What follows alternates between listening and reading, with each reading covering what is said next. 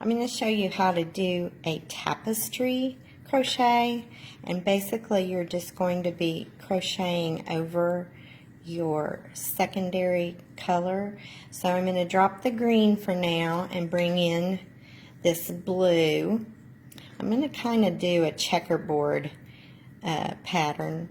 So I've done some single crochets and now I'm ready to join the new color for a few stitches.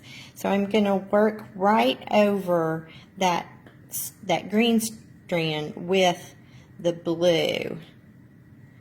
So just get it close to your stitches down by your work. And you don't want to pull that green too tight, because you don't want this, if you pull it too tight, then that tightens up that stitch. And you want your stitches to look uniform. I just think it looks nicer that way. So now I'm at my last stitch for the blue, so I'm going to drop that, and I'm going to bring the green back up and pull it in here, and then work over the blue to the end of the row. Now what I've done is I've just done 9 stitches across. That is easily divisible by 3 because I have 3 sections here, and that's why I chose that. No other reason than that.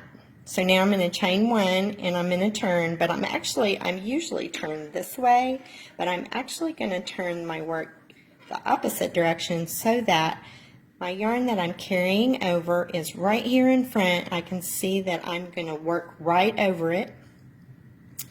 Do a few single crochets right over that color, and you don't want to get it too tight right here, so I'm going to pull that out just a little bit so it doesn't get too tight.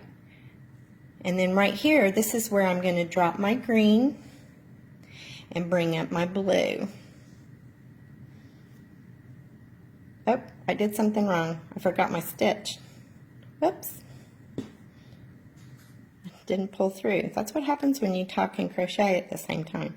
So I'm going to work over one more, and I'm going to bring this into the front so my yarn doesn't get tangled up.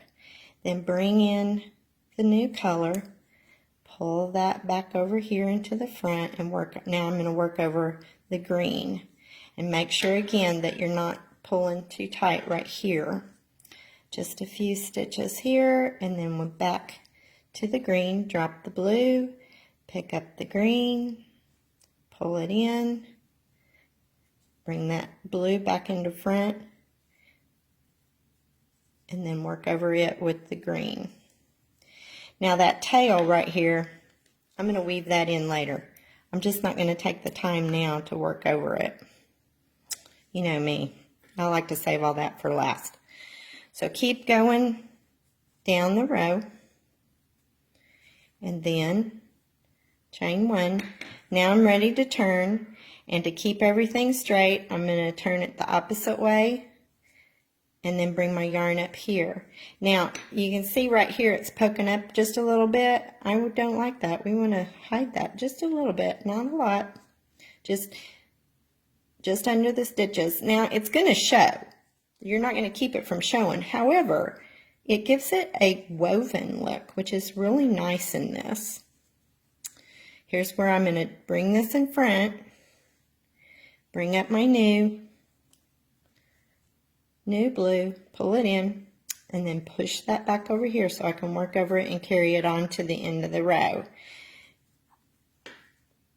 Now you would do this for a few rows, and what I like to do is, now this is like I said, a checkerboard style pattern, and so you want your squares, obviously you want them to be even.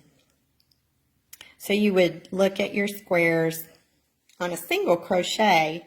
Basically the stitch is as wide as it is tall.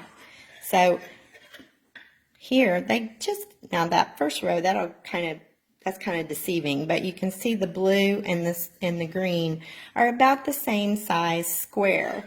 So right here, I'm actually going to switch and bring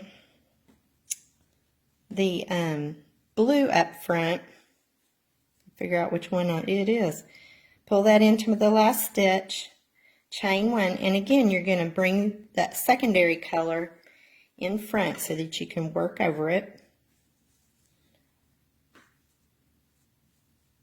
all the way to the next section, and then bring in your, drop the one color and bring in the new, and you just keep doing that back and forth just like that until you have a nice little pattern of 2 colors. You could do it with 3. That's a little bit difficult. I keep forgetting to join that yarn with the new color, but you know, it happens. Pull in your new color and finish the end of the row down to the end. Now remember, when you get down to the end of the row, don't switch colors. Chain one and turn. See how that's shaping up into a nice little checkerboard? Now this, I think it would be cute if it was like a scarf or something like that. Oop, almost did it again. So you get the idea. Just be sure you bring your other color in front and then work your single crochets or whichever stitch you're using. I think the single crochets work better on this. And then keep going. Cute. I just wanted to take a minute to clarify what I was talking about earlier. I was talking about the squares being the same size. And what I was really talking about is when you get down to the end of your section, you want to make sure that these squares are the same size before you switch back. So these are about the same size. Happen to be 3 stitches across and 3 rows up.